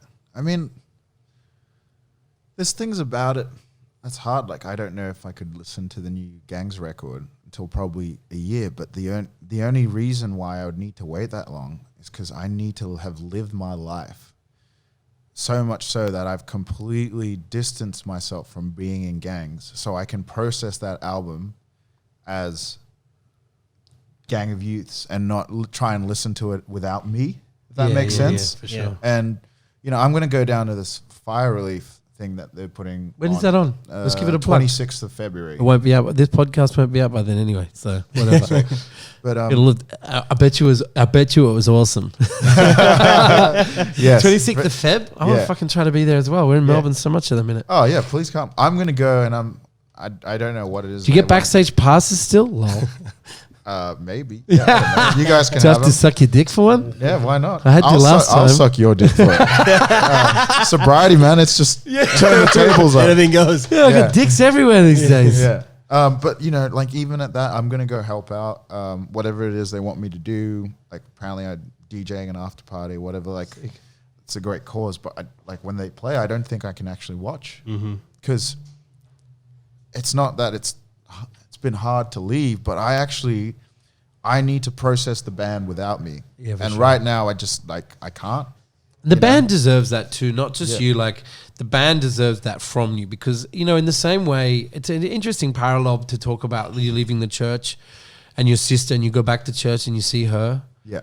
But you probably didn't do that for, you know, oh, absolutely. Yeah. You know, but at the end of the day, they're your fam. Like, they're your fucking boys. Like, they're your people. Yeah. And they're my always best friends, man. Yeah. And they will want you there, and it'll be hard for them, I reckon, when they tour Sydney or they tour, you know, they do this bushfire concert, and you go, I just can't if that's what happens. But they'll understand in the same way that when they'll understand what, like, you'll understand when you want to be there. Like, your heart wants to be there, but you can't. And this interesting thing, there's going to have to be some sort of I guarantee there's a resolution where you're in each other's lives, not quite as much, but in such a important way moving forward. It's just the nature of it changes. Yeah. Yeah. And maybe you won't know, like, it's thinking about that, like it's like having a landmark event in your future that is, you know, causing you maybe not anxiety, but just like it's there and it's weighing on your mind. You never know. Maybe when it's like, oh, they're gonna play in 10 minutes, you go, fuck it, I'm gonna go and watch them. Yeah. Like, you know, like, I suppose you just don't know. Like, it might be a band-aid at that point for you, and that just gives you another level of freedom as opposed to wearing that journey for the foreseeable, you know? Totally. Yeah.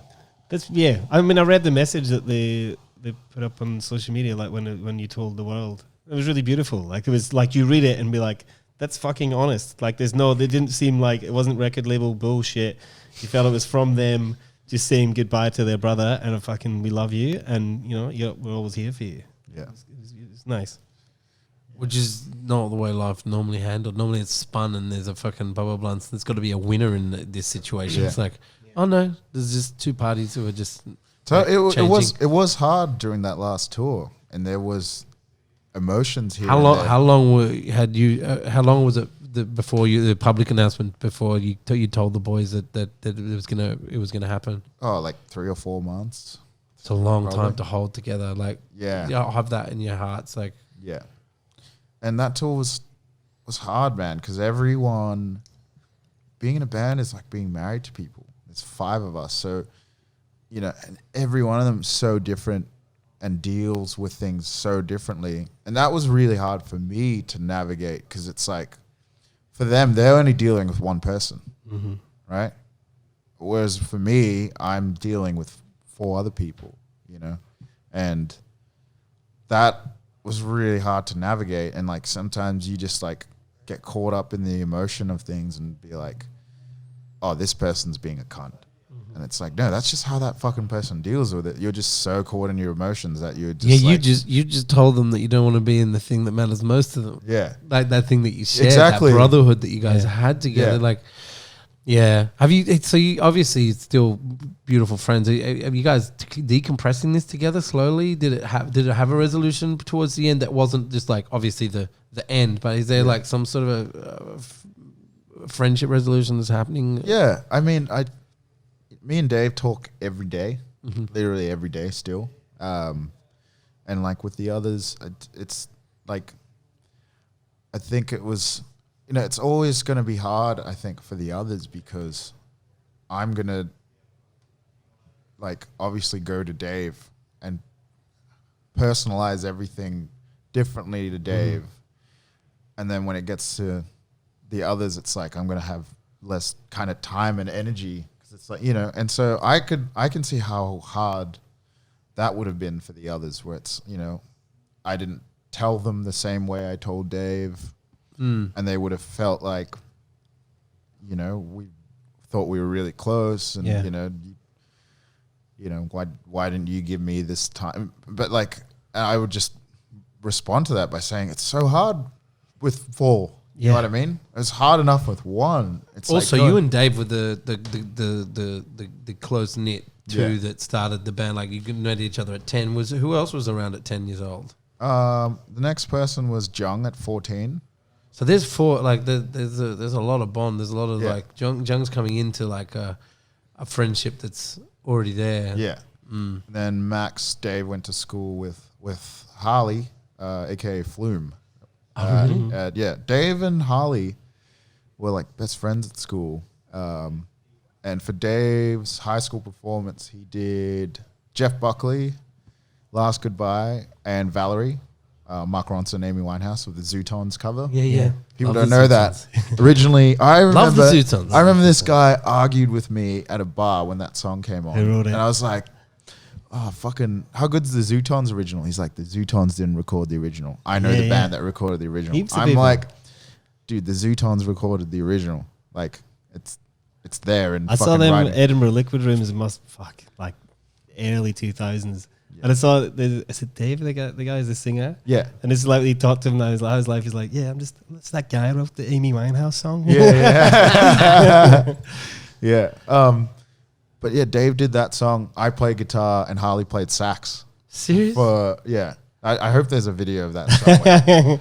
Pre-YouTube years. That'd be amazing. If it was, we'll put it up on the fucking channel. Yeah. But yeah, Max did 1 year of schooling with Dave at Mossman High. And then Donnie, we had a different drummer when we started the band. And then Donnie joined when we were like 21 or something. Fuck, Donnie hits the drums so good. I love watching him drum. I love watching him drum. Like it's, I remember seeing, I had seen you guys a bunch, but you guys played the grand final, and he had his like fucking vintage fucking like Newcastle Knights jersey on, his little fucking footy shorts. So I was like, dude, that guy's hitting that fucking drum like a fucking animal right now. It was I was like, that's it's amazing. Yeah.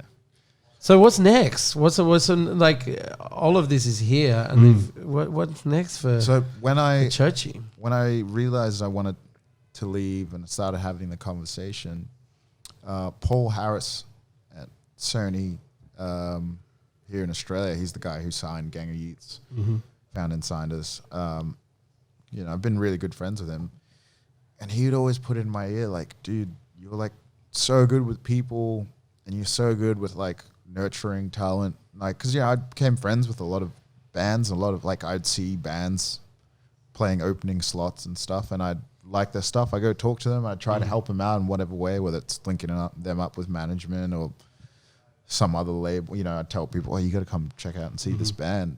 And he's like, dude, you basically like, you A&R already, you do label stuff, like you should have your own label, you have great taste, and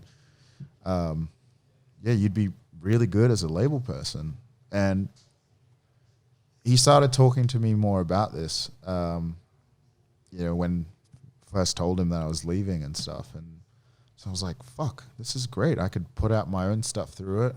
But more than that, it gives me a purpose to be back in Sydney, not just like come back and be like, okay, how am I going to navigate this? Like there was two sides of it. It was like my music career fucks up, I at least can have this other thing going, which is like solid. Yeah. Or if like my music career is doing well or whatever, but I'm just sick of that spontaneous lifestyle, or that, rigid fucking weird scheduling, I can just come back to this 9 to 5 that's set up for me. And then, so there's that side of it. And the other side of it is like, I can actually work with acts that I find and work with them in a way in which I felt like no other label was doing, and like having my recent and relative and present experience, not like, I played in a fucking band like fucking 20 years ago, man. I fucking know a thing or two. It's none of that shit. Or like, yes, I actually found the B Sharps, back in 1996, and they went on to have one hit, but I've done very well for myself since. And, like you're not having to scratch your head around like what it is that I do. The industry's changed even in the last fucking 4 years, dude. Yeah. Like, you think about the role that social media's played over the last 4 fucking years, like the rise and the way that, like, even the way that it's used. Yeah. Like the role of fucking Instagram going from like being a thing that bands had to being like one of the number one ways that they're communicating with people. Yeah. And the way that the fucking audience is actually even digesting that information has changed so fucking much. Yeah. Dude, this guy, I went to the Arias this last year. That's right, I went to the fucking Arias. as a label person. That's so good. What's your label name called? It's called Broth Records. Broth Records, cool. Yeah. I think I might have mentioned it to one of you before, but basically I worked in kitchens for 5 years as like a kitchen hand and sous chef and shit. And I remember working this job, and I went down to the storeroom, and the head chef came in, and he accidentally knocked the fridge down and knocked over 3 huge pots of broth, and it spilt everywhere. And like, it was like 2 inches filled the storeroom. This is a storeroom the size of this area here. Yeah. And I spent all day, my boss, like, I was there till like 4 hours after my shift ended, and he wasn't going to pay me it. like the extra 4 hours. So I stayed and cleaned this broth spotless. All we had was like one mop. So I had to just one mop, squeeze it in the bucket, empty it. That's what I spent all day doing. And then fucking scrubbing the shit off the ground. It was like chicken broth, beef broth, and a vegetable broth. You could just imagine. Yeah. Sounds like the world's best broth. Yeah. What about the fat cunt chef that knocked it over? He was fucked up. Yeah. Dude, that guy was at Noma for like 3 or 4 years. Yeah, well, like Really? we said, cunt chef. No, he was Probably a legend. skinny though. Dude, knock it over with these fucking tweezers. Fucking creeps. He was tracking a fucking series of native ants through the fucking Oh kitchen. my god. Fucking will knock it over like that. There's my wattle seeds underneath here. But yeah, and the Fucking food. They're food nerd jokes, bro. yeah, I love that shit. The green ant. Is that what you're talking about? Yeah, We yeah, had it, yeah. But yeah, I remember the executive chef. Like, I went back after, and then the next day he was like, "You're gonna come in early and help me make these broths." And I came in, and I was like, "Why the fuck?" Yeah. Also, do we so take- you're cleaning them. You're cleaning the broth, and you're making the broth. Yeah. This guy sounds like an Yeah. absolute piece of shit. Yeah. At what point did the broth become your absolute problem? Yeah. Fuck. So yeah, and I was just so upset. I was like, dude, look at all this waste that goes into making this broth. And I'm like, what? Like, especially like I'm scarred by broth now because of what I had to do. I was just dirty on the broth. I'm like, dude, why you got spend all this time like on this broth? And he like made me he made me the same dish, 2 different plates. One with the broth. It was like a barley risotto with some edible flowers shit, like, you know, as you could imagine. Yeah. One with the broth, one without. I had it, and obviously the one with the broth tasted so much better. Yeah. He's like, that's why I fucking do it. He's like, the difference is like, it's like foundational, you know, like it holds everything together. Sure. And yeah, there's like days laboring over this broth. It takes like 2.5 days to make. Yeah. And, you know, there's like a whole process to it, but it's like invaluable without it. And it's like, I think about that and being like, people don't know that there's all this shit in the background that led up to the end product. And so when I started Label, I just loved the idea of broth, what goes into making a broth, and how just like, because I'm a big fan of the process. Yeah. I love Process is all there is. Yeah. Like the end, like you've had the end result and you didn't fall in love with it. Yeah. You're after the process, which is the right thing to be in love with. I think I believe that passionately. Even like the with broth and sans broth, or even like the shortcut broth, is like completely different. Yeah. It's like 100%. unless you follow every step, it's fucked. And Exactly. you just wasted Every broth's wasted different. 1 day as opposed to like doing it properly for 3 days. Yeah, and there isn't a one size fits all, and that's the thing I want to bring to and work with the artists, you know. And I missed, and I loved the process. I missed coming and finding a band for the first time at the Lansdowne, you know, when I've been playing with Charlie Collins, you know. We went and did Tamworth Country Music Festival, driving in a car like 5 hours, all the That's gear when he on came back you. here for the bushfire benefit, because that was just that weekend, was it? Yeah, not? yeah, 'Cause yeah, Andy yeah. Gollidge had come. Yeah. He was playing there. Yeah. Oh man, yeah, He's a man. big star there. Hey. Yeah, he did fucking great. It's a legend. But we went and did like the support show for Cole Chisel and Paul Kelly and Casey Chambers. I remember coming in with Charlie and being treated like shit by like stage crew, because, you know, we're not fucking gang of youths. And Yeah. I'm like, I fucking missed this. You know, I missed Yeah. the You are stuff. a Yeah. masochist. Yeah. But you know, like it's interesting. It's like it's not just masochism that you're kind of displaying. It's that it's like we're kind of talking about before, like the do things the right way. You know, like the idea that like the whole world's kind of got off on the wrong fucking tangent. It's wobbling on the wrong fucking axis, because it makes financial sense for fucking people to just sign bands that sound like the other band that was great. Yeah. That's why when Flume comes out, there's a whole bunch of bands that come out, artists, producers that come out that sound like Flume, like within the next 2 years. Why they have fucking like one big disaster film, and then for the next 4 years, all you get is disaster films. Like, you know, you have fucking Courtney Barnett, and then you've got fucking the whole globe surrounded with people like telling stories. Like, she's fucking incredible, but I tell you, like 95% of the fucking people who sound like her are not incredible. They suck, you know. And but there's this thing. It's like that's just what. It's not the artists necessarily. It's the people in charge who are going, I just need to find this. They're not actually looking for real voices, They're not and then they're for- not actually shepherding those real voices through the reality of what it takes to actually get somewhere. Totally. Which is, it's just like, oh, we'll get you on this marketing plan with this, and this social media fucking plan, and this kind of network, and we'll put you in front of these people because that worked for that person. It's like, that's not the conversation. That's not the way it's ever worked for anyone. Like the follow up, it never works, and it actually ripped the heart out of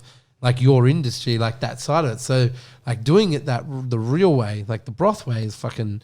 That's the only way.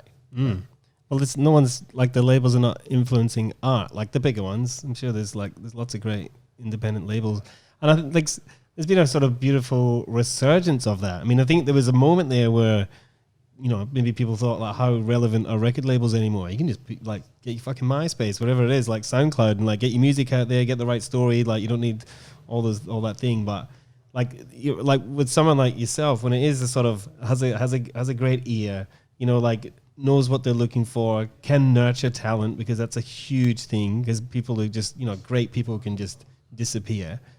And trying to put that back on the table and use that as a real positive thing. And it's, you know, everyone, like same as us, everyone needs money to pay the bills. You need money to bring that next band on board. Yep. But it's not like, I'm sure you're not going into this being like, fucking want to make $1 million fucking dollars. I'm not making any. I'm gonna make $2 million. And then I'm gonna make $3 million. And I'm gonna spend it on a 2-bedroom apartment in Surrey Hills. Oh my God, it's Chachi Malani. He's a zillionaire. And that's it. Fuck. But yeah, I'm not making fucking money for like 2 years, man. Because I want to do it right. I want to do. Is this another one of the reasons why you've gone vegan and sober? Because you can't afford it? Yes. Are you just poor now? Boom. Are you just poor now? Just Is that what drinking happens? vegetables. Well, no, I still go out and I buy other people drinks, and people. You're a have real, fucking schmuck. People have a real problem with that. They're like, dude, you can't buy us drinks. You're not drinking. I'm like, fuck you, man. I'm not going to be that dick who's just. I would be Here, Just am ordering doing nothing. $4 soda waters. I'd say Yeah. sobriety to me is one of the most. It's actually I've spoken to you about this before, Church, and Kenny's heard it multiple. We have this conversation a lot, but sobriety is literally my fucking greatest advice. It's the thing I look forward to the most. It's the reward I give myself for fucking hard work and getting fucking hammered. Because like it or not, half our fucking job is getting hammered, and facilitating the hammering of other people. Do you know, like it's literally just it comes with the territory. Like, you know, careful what you wish for. I'm gonna have a job where I get fucking hammered every time. Yeah, is that what you really want? Well, wake up next to fucking with 2 kids and a fucking wife who's got a business and all of her own, a life all of her own, and then tell me that you want to fucking party all the time. And then there's the added benefits of sobriety, which is you do get to see life a bit clearer, but. It's to me like the fucking Better the sex greatest. Yeah. Fuck, I need to try this. Yeah, this is news to probably My most wife people that would listen to this. definitely disagree with you on this. Well, she can stay fucked up. You be sober. Yeah, maybe. I'll tell you what, though. That's probably what's happening right now, to be honest. I remember like Just oblivious. about to hook up with someone who was like turned, and obviously I'm sober, and I just couldn't No, you do can't. it. No, I was there's like, got to be a this- line. There's got to be I a was like, line. This is weird. Can't. Sorry. There's got to be a line. I mean, in a marriage, I think it's a little bit different, but you know, you do trust over a fucking 15-year marriage or relationship that if someone who's hammered and the other one's not quite so hammered or not at all, like there's no one taking advantage of the situation other than the drunk one going, come on, fuck me. I don't really want to. You I'm stink quite like a tired." meat pie. Yeah. I'm really tired. Nah, come over. This is, by the way, this never happens. I could not imagine One hand. Ali being down for that. Oh, Fuck off, Jake, you dog cunt. Yeah. That's what she calls me when I don't have sex with her. She's Wow. a fucking animal. Wow. She fucking loves the booze harder than anyone I know. She's a fucking hard drinking woman. Hard drinking woman. That's an Andy Gollage song. Hard drinking woman. That's coming out soon. I can hear that. Is it? No, I'm just speaking. All right. Of He it. just released a new record. I have not listened to it yet. A new EP, a new 4 tracks. Really great. Did you see him in the thing that Fuzzy's Dylan Dylan directed? Robbie Hood, the story of like it's like these short stories. I think it was in SBS or ABC. SBS, I think. It was like 10-minute episodes about this young Aboriginal kid and his friends in the Alice Springs. Oh, I saw. I think it's ads loosely for it. based on Dylan. Is he in it? And he's Robbie's dad, like the main character's dad, Wow. and he's fucking brilliant. He's really great. Like, and he sings like in a lot of the songs, like does like little kind of like kind of telling like storytelling of the actual narrative in it. It's brilliant. He won some award for it just recently. That's sick. I didn't know that. You know, the director did, and I think he wrote it too. It's amazing. If you haven't checked it out, it's brilliant. I think it's still on he that was up fucking for a Triple J SBS. award. We didn't get it. I think Fucking pull your heads in, Triple J. Yeah, I know. It's recognised talent when you see it. He's probably lost to like one of the great talents of our generation. I think they give it to Kath and Kim or something. I rewatched Captain Kim recently. Fuck, that was very fun. That's aged so well. I I think it's better now. It's more relevant Jacob's now telling than that. it was. Dude, I years walked ago. there's this like the opening scene and she walks into the house and then like it's Kath, the older one, Yeah. Kath, the older one, and she's on the fucking like the reformer, like the thing, Yeah. and it's like, this is my special room, Kimmy, Yeah. but it's like, forget all the stupid accents and they'll look at my thing, like they were funny then. The funniest part is how they were taking the piss out of Australian fucking suburban culture, Yeah. all the way back there. Dude, so my cousins. in I wasn't Melbourne- in on that joke. I did not get those jokes until now. I got them then because my cousins are from Fountain Gate. I grew up visiting Melbourne, going to the shopping centre, and we'd be like, "Oh my god, look at me!" And like the dairy that they'd go to was right near where my cousins, my cousin's dad, like my uncle, he's still got I his didn't place have a right near sharp there. sense of like sarcasm and irony. Evidently, I was seeing like at that age, I was just like, "Oh, this is funny,and this is kind of like the life I grew up with." And I saw these people. I didn't kind of get the fact they were like, you just kind thought it was a drama for you. I thought it was like I didn't realize they were just like literally just teasing the whole fucking set, Yeah. the whole of Australian Dude, how suburbia. good is Kel, man? He's so Kel good. is my favorite. He walks around in his little man purse and he's His fucking leather jacket, Yeah. like that the grey brown leather Yeah. jacket. I see kids wearing those now. Yeah. They love it. Yeah. And their mum jeans and their fucking weird Some leather of the mum jackets. jeans. Fucking crazy kids. Well, fuck, man. That's been like nearly 2 hours of fucking talking your fucking ear off. Yeah, I'm sure you it's so got long. fucking other shit to do. Is there anything else you want to talk about before we fucking no go? man. That's me now. Got Thank my you. own label. Fucking Can't wait. Music It's coming so out good. soon. When's music coming out? Next 2 months. Oh, Gonna great. Roll out. So And this is you? Well, Are you performing under your name? Are you Joji or going under the name Pei? P-E-I. P-E-I? Okay. Pei means baby. Okay. That's what my family call me. Oh, I can't use my real name because there's some fucking dickhead rapper by the same name. Little Oh, really? Chachi. Because my name's spelled Joji, Yeah. but pronounced Chochi. But there's a Joji. You know that Joji guy? I don't know. He was like a YouTube comedian first, but Oh, really? whatever. And so 2 months and then Bone Broth. Broth, sorry, Yeah. Broth Records. Bone Broth, I was thinking. Bone broth. Broth Records. Yeah, it's my stuff won't be first because I don't. This label is like I was wanting to do this label separate to me, so it's like if I release my own stuff, it kind of makes it all about me first. You So know what I who's mean? who's first cab off the rank? No, you'll have to wait and see. Nothing to announce yet. Nope. Come back out and talk to us. Bring them on. Oh hell yeah! Bring them on the podcast next time. That'd be fucking sick. I like Fuck that. yeah! Amazing. Thank you so much. Love you.